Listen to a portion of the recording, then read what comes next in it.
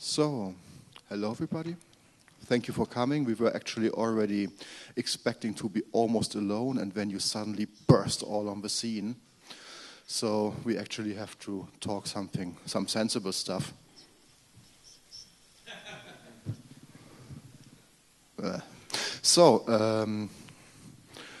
I guess most of you have been following the program on Helmut Käutner so far.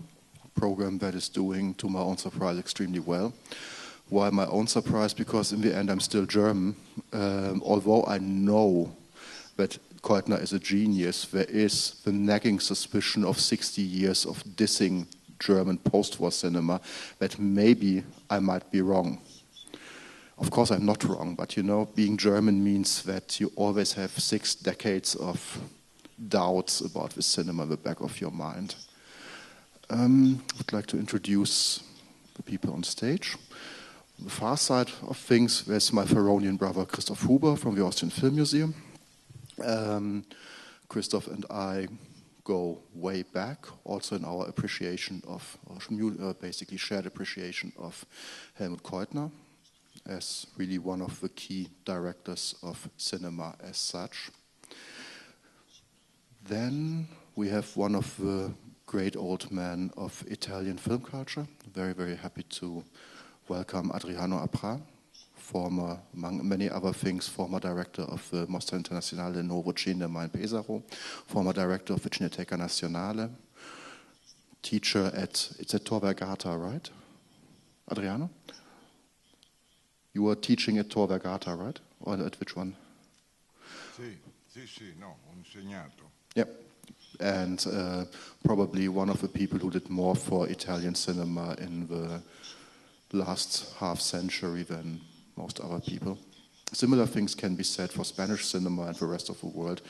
To the last gentleman to introduce Miguel Marías, also former director of the Spanish Cinemateca in Madrid, one of the most eminent writers and thinkers on cinema I could think of. He has written, among other things, probably the definite book on Leo McCarey and quite a lot of other wonderful things. So, actually, I would be right to basically get the ball rolling. I would actually like to know when each of you made contact with Käutner for the first time, starting with Christof. Well, for me it was obviously, even in my childhood on television, I would see certain Käutner films like Große Freiheit Nummer 7 or Die letzte Brücke, actually, so some of those that are more famous and canonized. And when I started to develop a cinephilic sense, which was maybe in my teenage years, and started to follow directors, Käutner was one I always picked out whenever I had a chance to see something. As I grew up in the country where there was no cinema, for me in the beginning it was really mainly television. And I started to see more of these films, also some lesser known ones basically. And it was also one of the first times when I realized exactly the problem that Olaf has already been talking about, that the way Germany, or German language criticism actually regards its own film history. They have this complex that, to simplify it, that basically from when Fritz Lang leaves Germany and when Fassbinder arrives on the scene, that there's almost nothing in between it, which is not entirely true, but that's the simplified versions, and that many of the great directors that work especially in the post-war years, next to Käutner there would obviously be Wolfgang Staudte, that basically they made a few interesting films, yes, but they are not really great directors. But it was very obvious, even when seeing some so-called minor works, that we deal here with a really major director. And one should say that actually the films that get celebrated are often not actually even their artistically most interesting one, but more often than not their politically most opportune. For example, I mean, those of you who have dealt a little bit with Käutner might have noticed that I did not include 2 of his probably most widely appreciated films, Des Teufels General and Der Hauptmann von Köpenick. But sorry folks, this is minor Käutner. This might be major German politics, but it's minor Käutner. Minor Käutner means it's still brilliant, but you know. Also basically, of course, those films were regarded for their themes much more than for what they actually did as films. That is also the general problem. Anyway, it also led me to something that Olaf and I have been discussing a lot, and that I feel new generations of cinephiles actually are now coming around who see these things differently, because they do no longer follow these old rules. If you take old film history books where they say basically no German cinema after the war, it's not good. It's very, very different, and Käutner is obviously the best example, and I think that's also why he's a good choice to show him here in Bologna and reintroduce him actually to an international audience, because back in his days, of course, he was an internationally very important figure. Most of his films were screened at the major festivals, Venice, Cannes, Berlin, and so on, and also won prizes. So he's also one of those that simply got forgotten by film history. I wouldn't say forgotten, let's say pushed aside. Yeah. Because, I mean, forgotten gets us to this heroic narrative of rediscovery, in which I think is we are bullshitting ourselves. We are not forgetting things. We are putting things on a back burner. We deem things not opportune or interesting or important.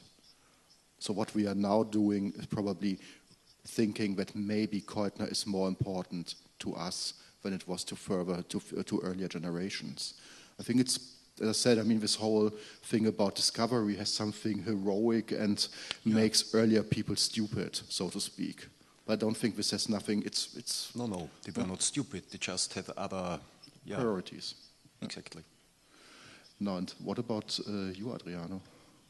Because I remember actually in '94 you showed Auf Wiedersehen Franziska in Pesaro, where I actually saw it for the first time. Sai che non mi ricordo questa cosa di Auf Wiedersehen Franziska. Comunque, per quanto mi riguarda, io non ho visto i film di Käutner usciti in Italia negli anni 50, che poi sono quelli più noti internazionalmente, non necessariamente i più belli, come L'ultimo ponte di Letzbrücke,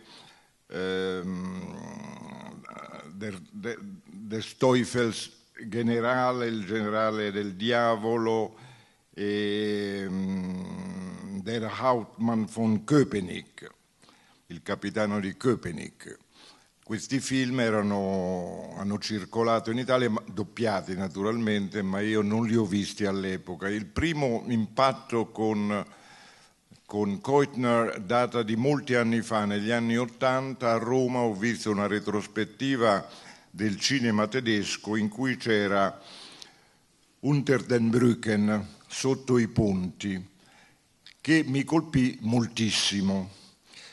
Però allora non c'erano i DVD, non c'erano neppure i VHS, era difficile vedere altri film. Ho avuto un'occasione qui a Bologna nei primi anni 2000, non mi ricordo quando esattamente, di vedere un altro film di Käutner che era in Jenen Tagen, e a quel punto per me è stata la conferma che questo cineasta andava approfondito. Il Goethe Institut ha pubblicato una serie di film di Käutner con sottotitoli anche in italiano, ed è stata quella l'occasione per me per vedere Auf Wiedersehen Franziska,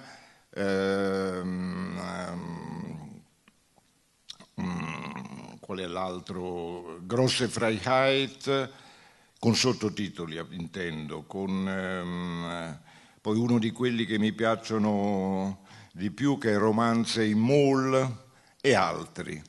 Complessivamente sono riuscito a vedere, compresi i due che ho visto, che non conoscevo, che ho visto qui a Bologna, credo di aver visto 18 film di Käutner, ma almeno 5 di questi senza sottotitoli, quindi un'impressione più che una conoscenza. Devo dire, e ringrazio Olaf Möller che ha avuto fiducia nell'invitarmi a questa tavola rotonda, che io non mi posso considerare un esperto di Käutner, come ha detto ieri Sergio Germani presentando il film di ieri, al massimo un appassionato di Käutner, e devo dire anche un appassionato che viene sempre sorpreso da ciò che vede. I due film che ho visto qui, Epilogue e Ritratto di una sconosciuta mi hanno disorientato, ero preparato a questo disorientamento in quanto mi sono reso conto che i film di Käutner sono molto diversi l'uno dall'altro. Il range in cui Käutner opera è molto ampio, molto largo, vari generi ma anche vari modi di affrontare i generi. Non affronta mai un film secondo delle regole appartenenti a quel genere. Il Ritratto di una sconosciuta che abbiamo visto ieri ha tutte le apparenze di una commedia sofisticata all'americana. In realtà c'è un tale ribaltamento di situazioni per cui quello che uno pensa del film all'inizio non è ciò che pensa alla fine. È imprevedibile, e lo stesso si dica per Epilogue, che è un film straordinario per le formule narrative che impiega. Quei primi 20 mezz'ora che sono, come dire, quasi in soggettiva del giornalista che interroga i sopravvissuti o i testimoni per fare poi posto invece alla vicenda, diciamo così, reale, è una formula narrativa che mi sembra inedita, cioè non mi ricordo altri film che impieghino una simile struttura narrativa. Detto questo, devo confessare la mia ignoranza della cultura tedesca. Ho l'impressione che Käutner sia radicato nella cultura tedesca, quindi io sono convinto che mi sfuggono moltissimi elementi del suo cinema. E non può che essere così, perché lo stesso varrebbe per un cineasta italiano profondamente italiano che, visto da uno straniero, non può cogliere quelle allusioni alla realtà tedesca che invece un italiano, la realtà italiana volevo dire. Vabbè, ma insomma, per esempio, i film che Käutner ha girato durante il nazismo, che io trovo bellissimi e senza nessuna implicazione ideologica, però ho anche l'impressione, ma non sono io che posso affermarlo, ho l'impressione che sottilmente siano, non voglio dire antinazisti, che sarebbe eccessivo, ma che c'è qualche cosa di anazista. Per esempio, un film come Grosse Freiheit, con questa voglia di andare fuori, di andarsene dalla ironicamente Grosse Freiheit, cioè la grande libertà, che poi è il nome semplicemente del locale, ma insomma è chiaro che c'è anche una sorta, per me, straniero, di una sorta di metafora ironica, perché immaginarsi nel 1944 la grande libertà come la Germania era esattamente l'opposto, e appunto il protagonista vuole andare via da quella falsa grande libertà, per esempio, ma è solo una mia impressione. Ci sono altri elementi di Käutner che mi colpiscono molto, per esempio l'uso dei cosiddetti montage, che mi pare che lui impiega nei suoi primi film. Montage sarebbero quelle sintesi di un periodo, di una serie di sequenze brevissime che gli americani chiamano montage e che Käutner impiega frequentemente nei suoi primi film. Non mi ricordo se c'è anche un montage in Il cielo senza stelle, Himmel ohne Sterne. E il più straordinario di questi montage è quello di Grosse Freiheit, che è una sorta di incubo che ha il protagonista, in cui si riassume tutto il film in una maniera, lo dico banalmente, espressionista, però espressionista a colori, quindi con una dimensione onirica, appunto un incubo straordinario, ricchissimo di elementi e che va talmente veloce che uno vorrebbe fermare il DVD in questo caso per analizzarlo e, come dire, fare un'analisi complessiva del film reale rispetto a questo montage surreale. Posso aggiungere il mio innamoramento per Marianne Hoppe.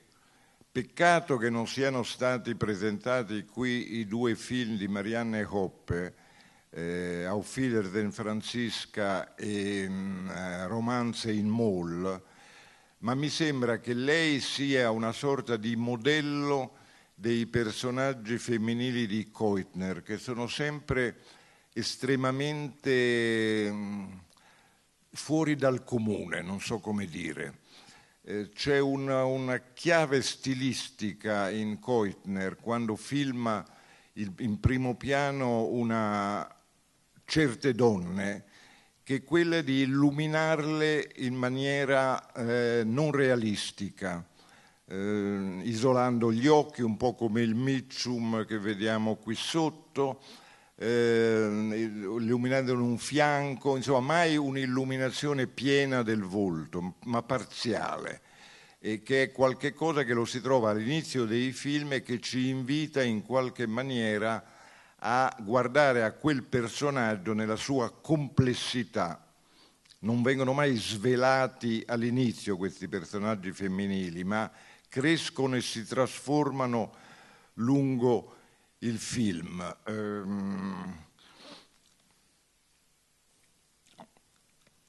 Parlavo di questa tensione all'altrove che c'è in alcuni film come Auf Wiedersehen Franziska, come Grosse Freiheit, come Unter den Brücken, come anche Epilogue,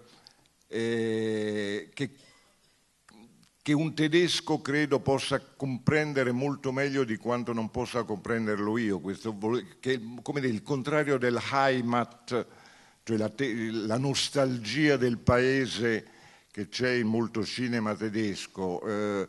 In Käutner ho l'impressione che ci sia in contrapposizione questa nostalgia dell'altrove. Qui mi fermo per dare la parola anche agli altri, grazie.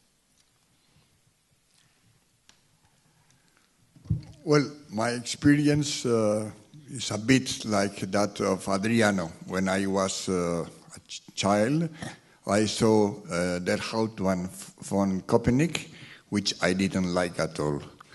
And then, years afterwards, I began to see, by hazard, at the film archive, some of his earlier films, especially Grosse Freiheit, Unter den Brücken, and I was completely astonished because there were some German films from a period which usually was despised, with that kind of moralistic and simplistic idea that once Hitler came, the magnificent German cinema of before went out and everything afterwards was null.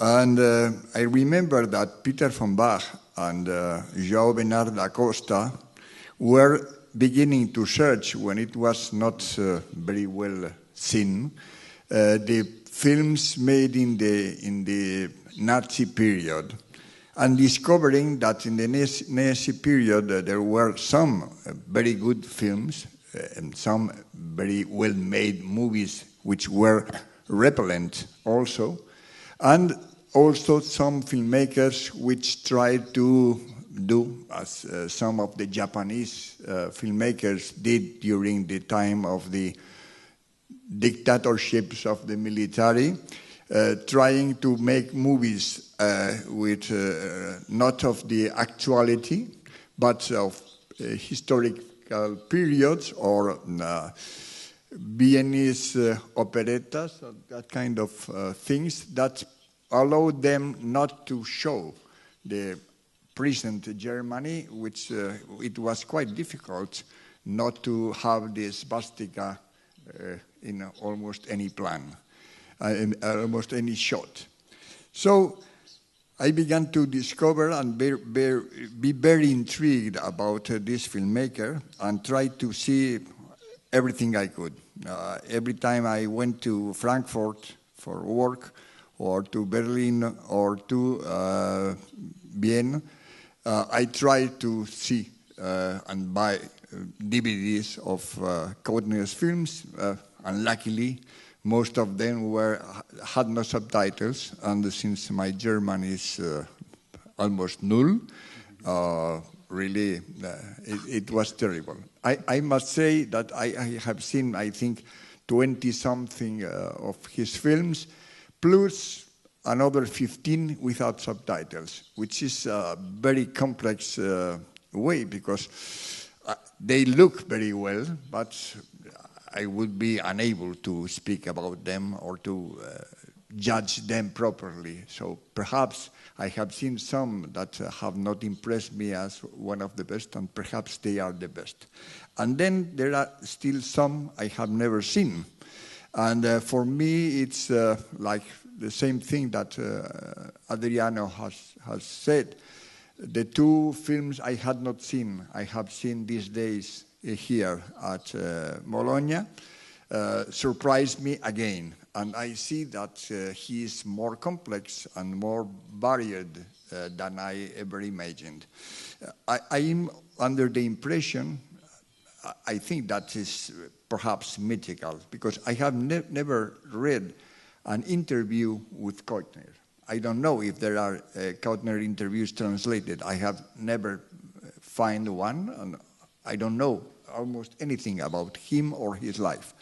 But I am under the impression that he tried to be a kind of bridge between the tradition of the German films before the Nazism and then recover most of them. I see something in his movies that makes me think of Max Ophüls, something that makes me think of Douglas Sirk, something that makes me think of Fritz Lang.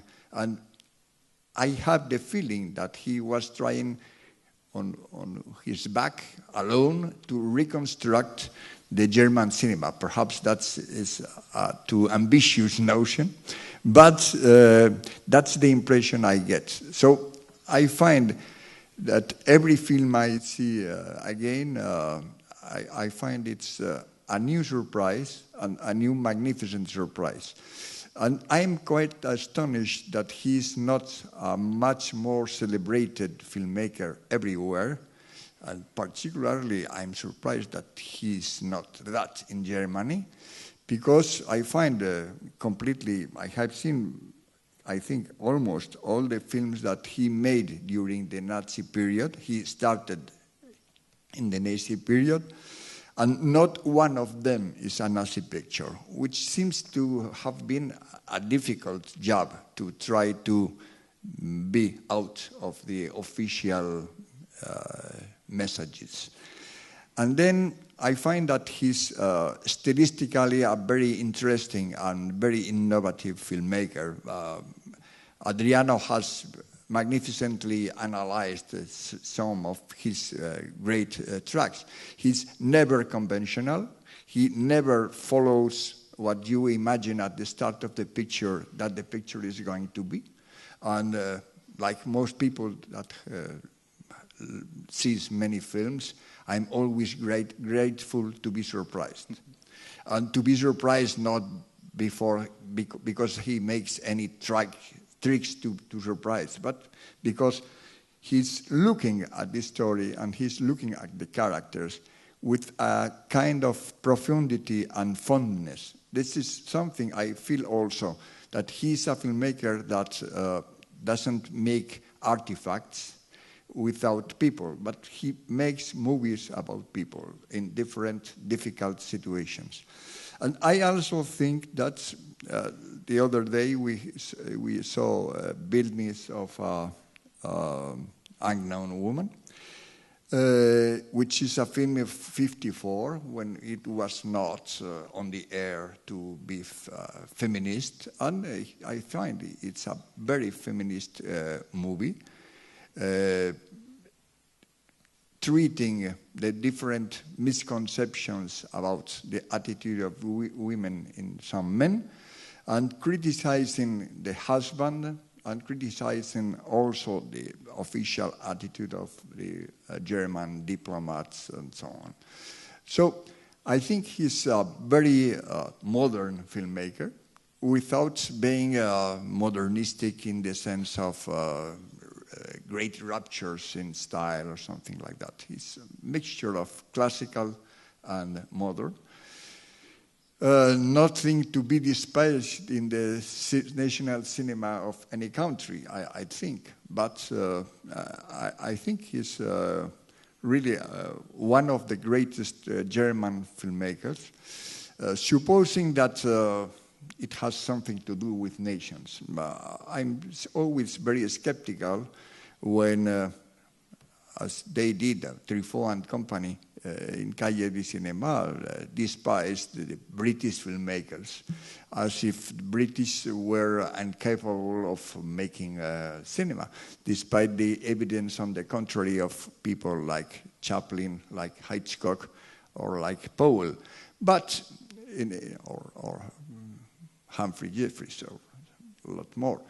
But the idea that some countries can produce good cinema and others don't, I feel it's completely out of the way.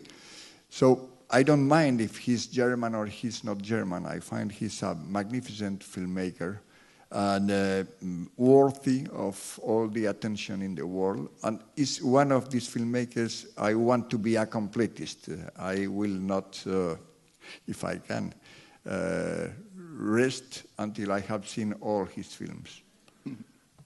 We are working on that one. Christof, you have a bigger collection. It's your job. Okay. Very good. Well, one or two comments on my part to that. One has to do actually with the German, non-German thing. I mean, for me, what is really intriguing about Käutner is that he's very much an internationalist, very much a European in a certain way. He's somebody, if we look at actually some of the films that we don't have here, for example, like Mompty, it's actually a film that my friend Jakob said that don't show that one, the French might not really like it. It's basically a German imagining France. But the interesting thing is in that period, when he made that film, it was really a film about German dreams about Europe.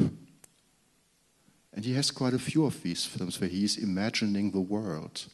And I find that, for example, yesterday somebody came after Bildnis einer Unbekannten and said, the film is almost as if Germany had won the war and basically everything is German. But besides the fact that in the 50s in international cinema this was quite usual, I think nobody ever said 50s US films featuring Marlon Brando playing Japanese are as if the US had won the war. Damn, they did win the war. I forgot that. That this is strange. So this is actually just something that was usual at that point in time. That I think with Käutner it has a certain something else going on because he shows people who are trying on, let's say, a certain otherness. And this is something I find very beautiful. How people try to be somebody else, how they play around with, let's say, objects, ideas from other places and try them on like pieces of clothes and imagine themselves that they could also be somebody very different. I mean, you do find a lot of that in the cinema of the Federal Republic of Germany in the 50s, but I think with Käutner it goes that one little bit further as his films, as Adriano said, are very much films that seem to go out into the world. There is always the dream of the world, and it seems almost just that Käutner was the first German director after the war who actually got an invitation to Hollywood. And it's maybe also quite telling that he wasn't happy there and that he returned. So the world seems to be also a dangerous place, and it's nicer to dream of it than sometimes to be in it. The other thing, so I mean, in that regard, maybe Käutner is more German than we might want to believe at times. Another thing is about the, let's say, the dislike for him. I think actually something that Miguel said, his refinement, that all the surprises in his films were actually things that from a certain point on German critics were actually complaining about. They were basically holding it against him. They always said that he wants to be too clever, too this, too that. He was always too something or other. We have to understand in that regard something very important about the Federal Republic of Germany as in its first 10 years or so, and plus the immediate post-war area, the occupation period. There is an obsession with realism. There's a deep, deep and essentially never completely resolved obsession with realist narratives. We never managed that one, neither in literature nor in films, etc.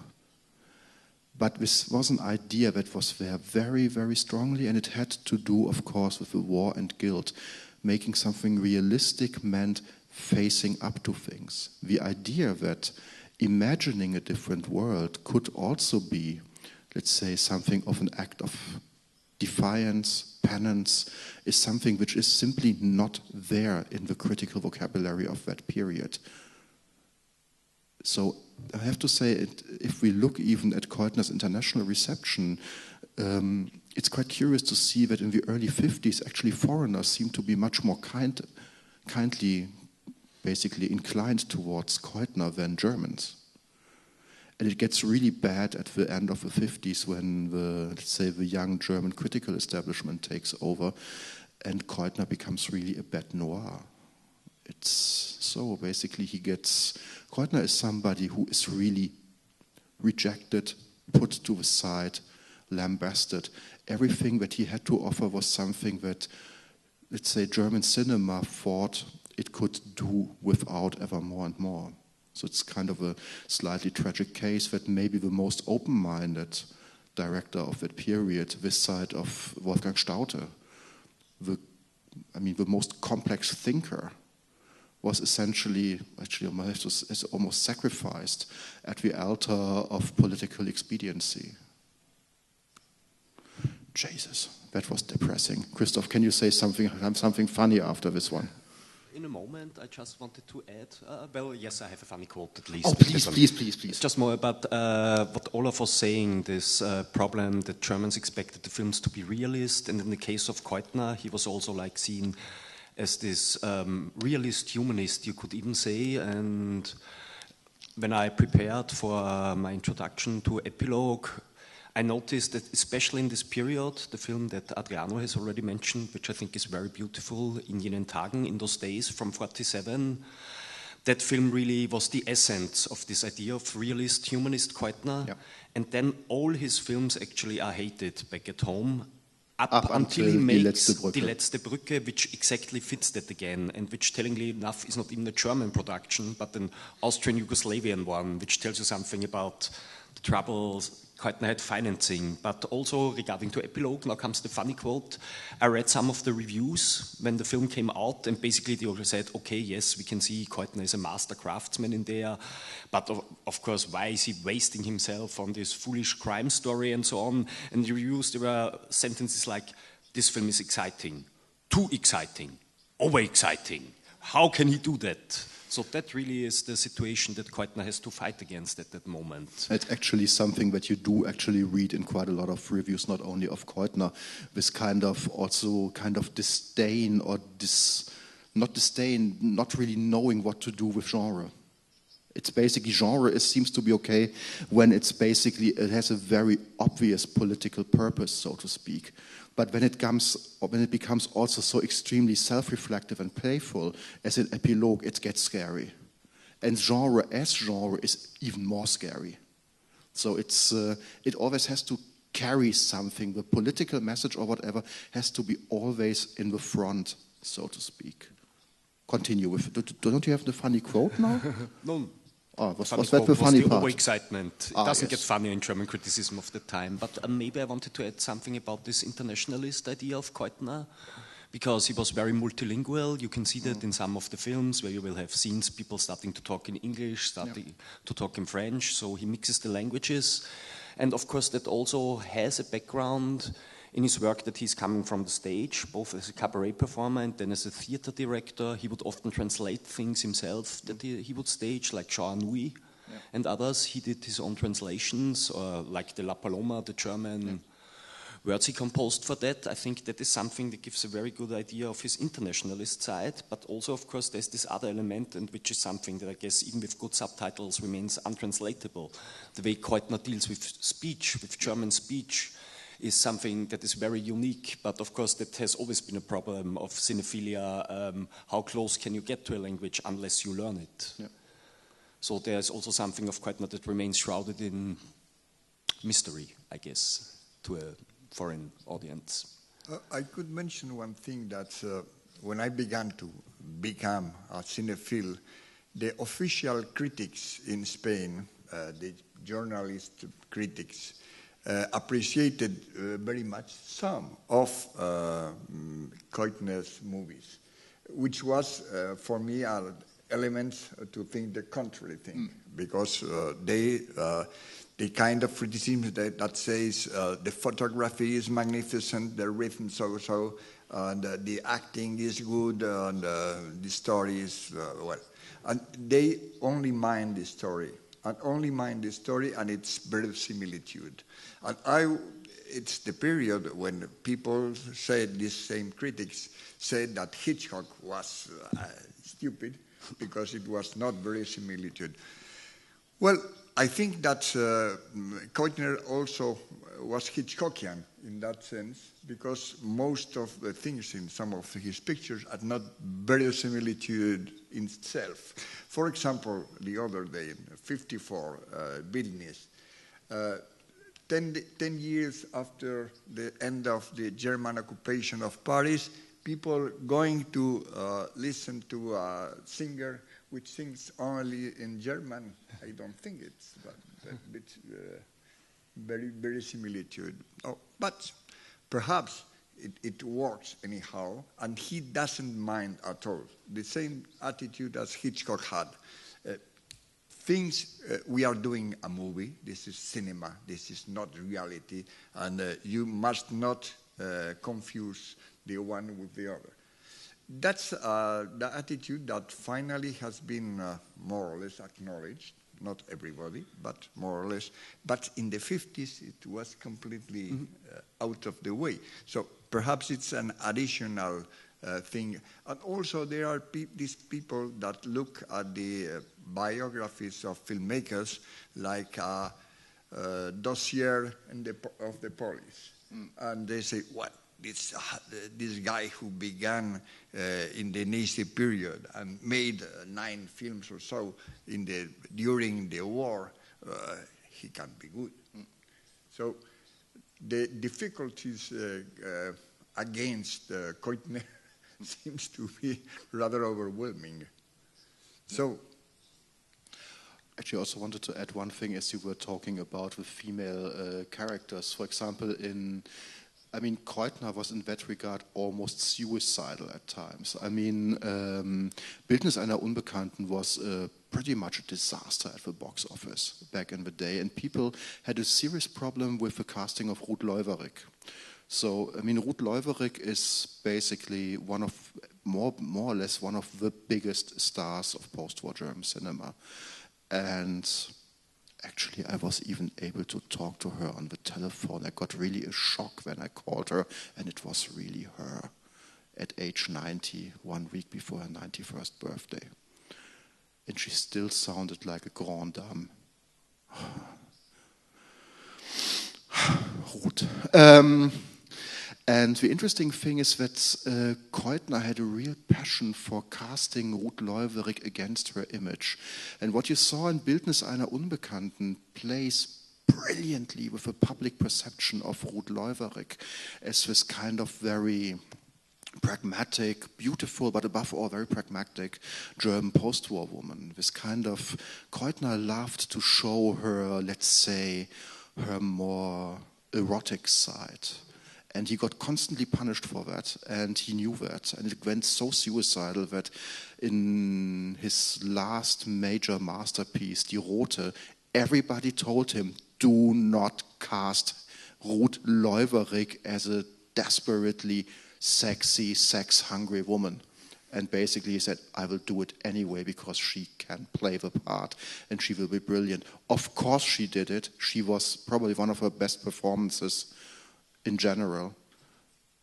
And nobody wanted to see it. But Käutner, and it completely destroyed Käutner's career to a certain degree. But he also, still he did it. Because he knew that there were points to be made with regards to Löwerig and definitely with regards to women in the Federal Republic of Germany, a very tricky subject to say the least. Maybe, since we are talking about the end of Käutner's career in a way now, we should also talk about something that is still mostly unknown in Germany, that is like after he made 35 films, I think, for cinema. And after Die Rote was such a disaster, he turned to television, where he would work for 20 more years and also make 20 films, some of which have now finally surfaced. They couldn't be seen after the original viewing, and they are really very interesting in themselves, but they only allowed him to work within certain modes, mostly, but not only. Still.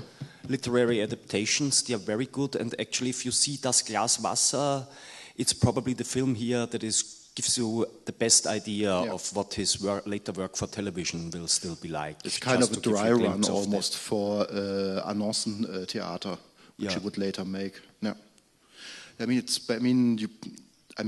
Even there in television, even in these constrictions, he's so inventive.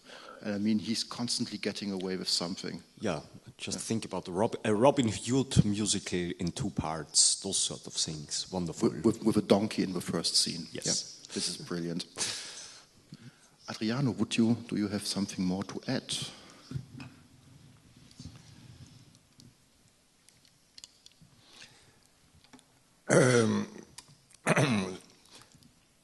Sì, volevo sapere da voi, perché nel vedere i film di Käutner, così diversi fra di loro, cercavo di individuare qualche caratteristica stilistica che li accomunasse.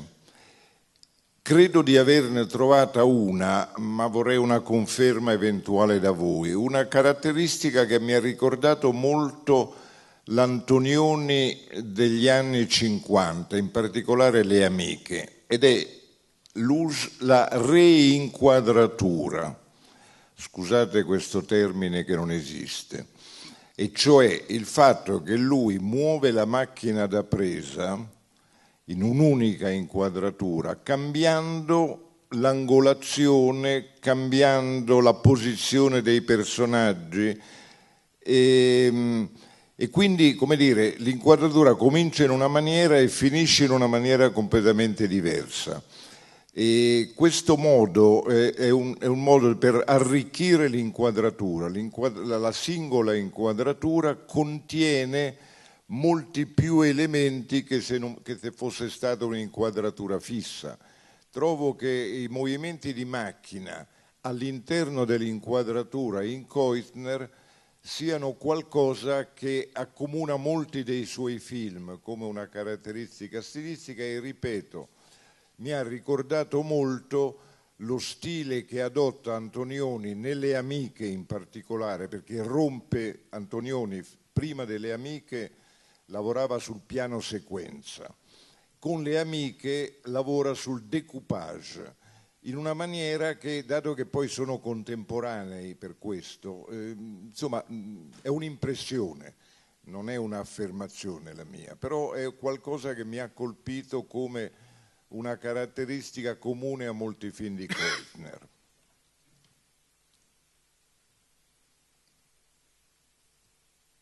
Just took a look at Miguel's clock watch.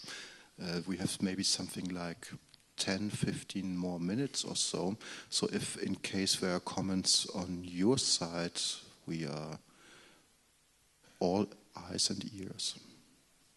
If you have questions, comments, the lovely lady over there will even hand you a mic so that you don't need to shout.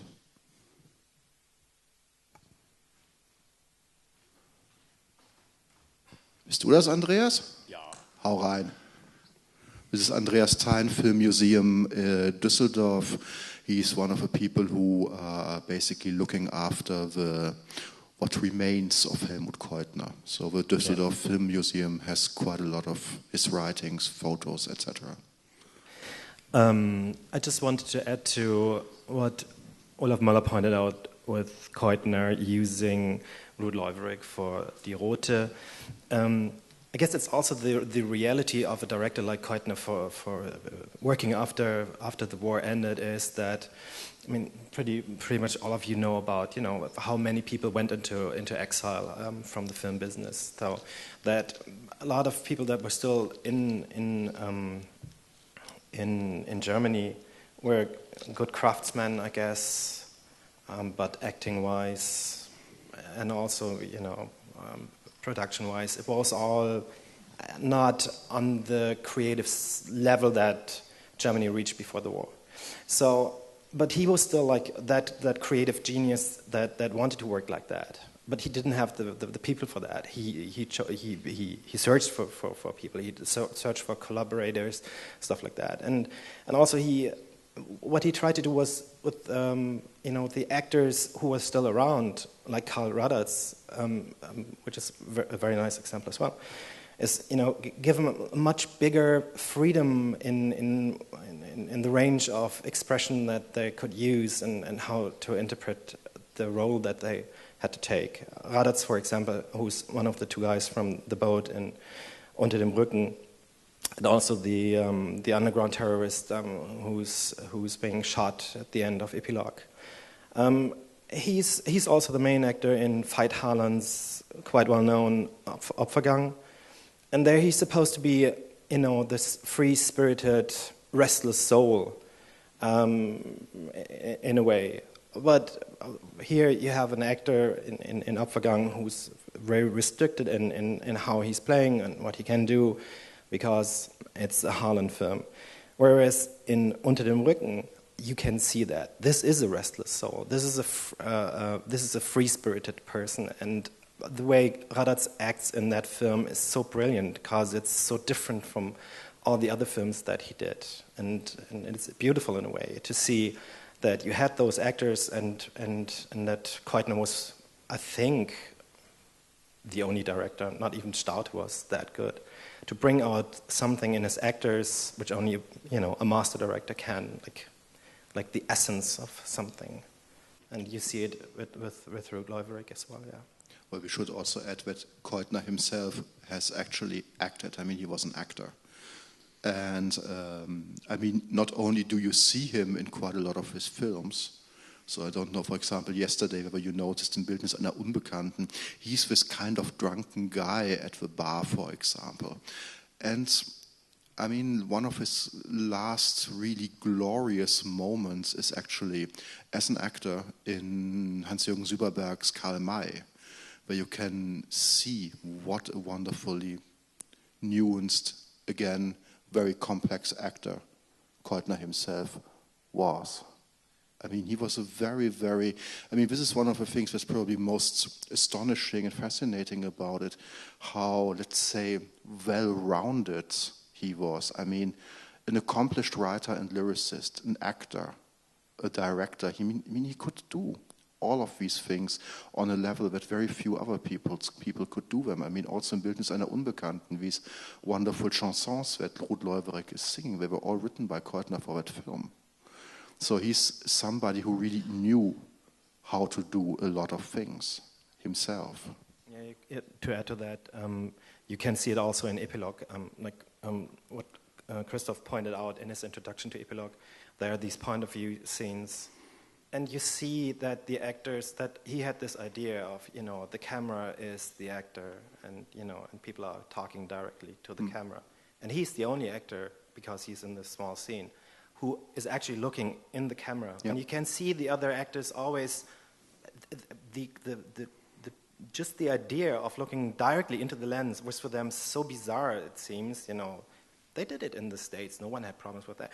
But, those German actors, they had to look left or right. Like, there was an interviewer standing next to the camera, or probably there was someone standing next to the camera that they were addressing. So they were not able to do it. So it's fascinating. And it probably was very frustrating for Käutner as well.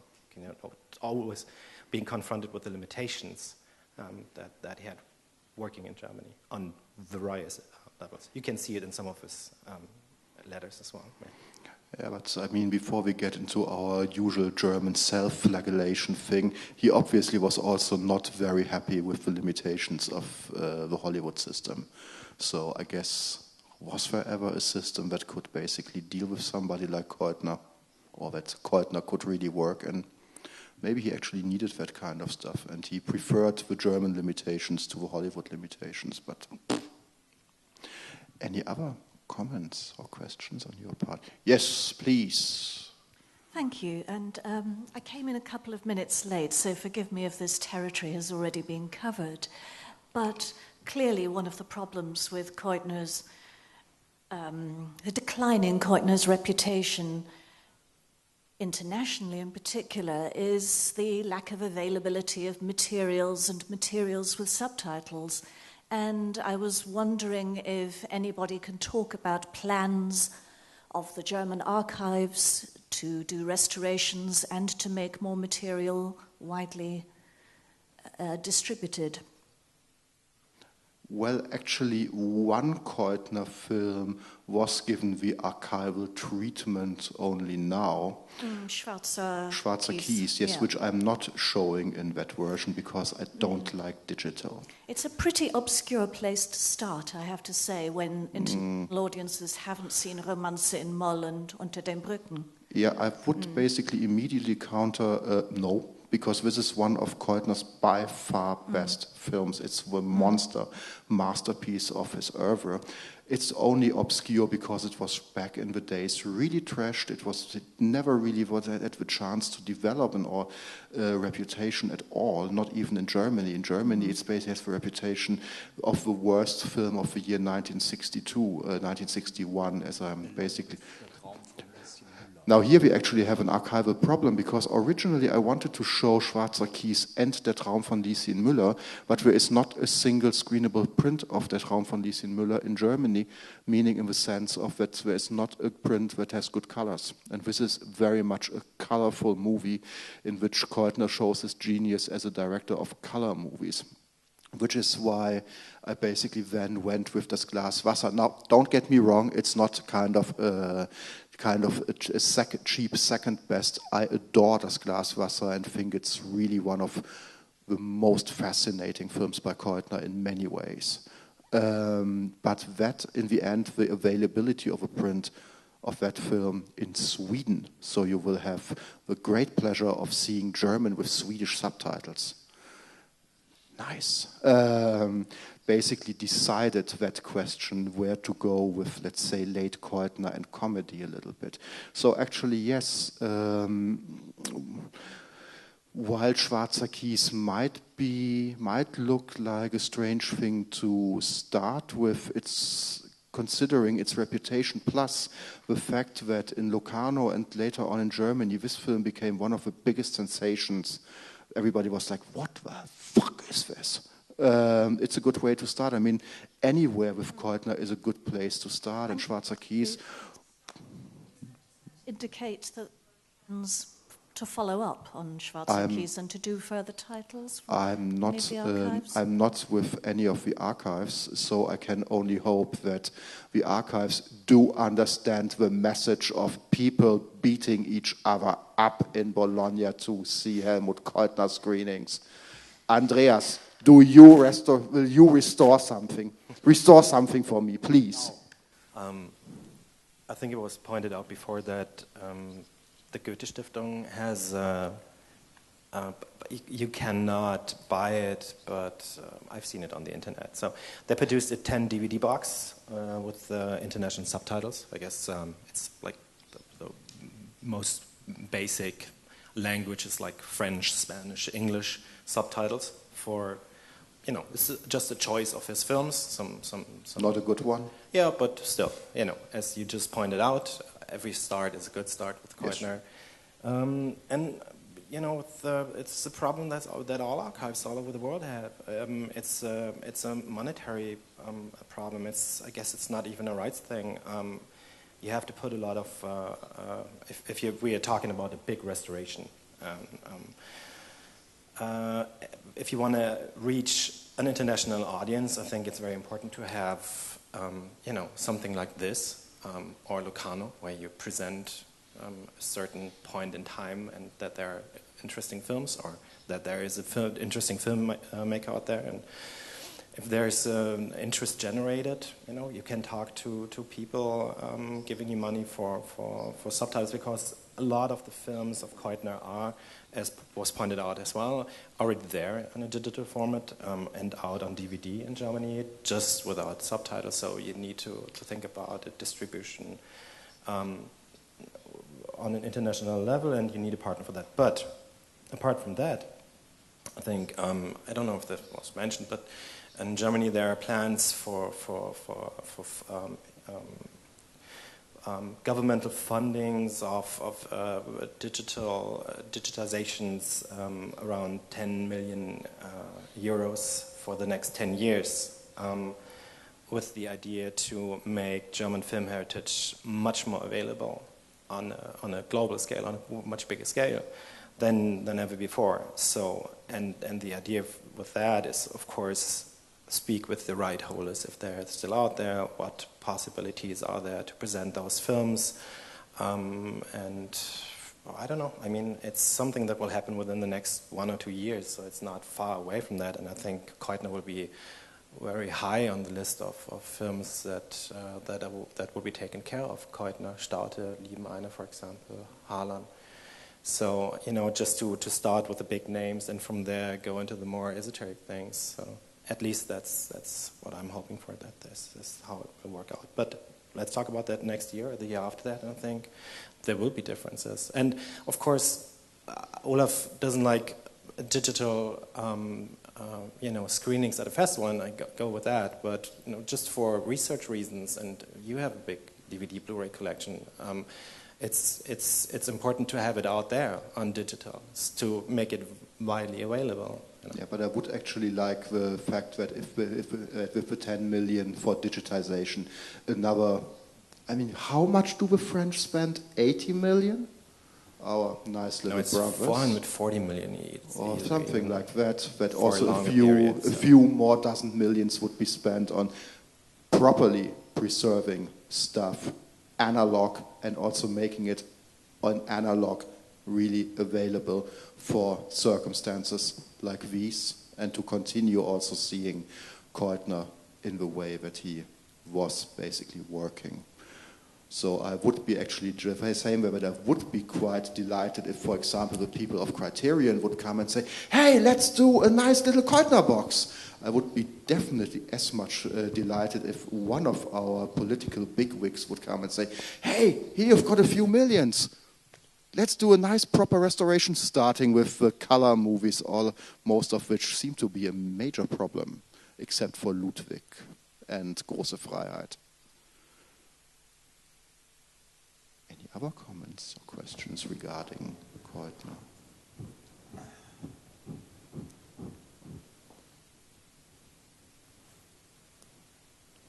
Well, if not, it's definitely time for lunch. Thank you. And thank you for being here.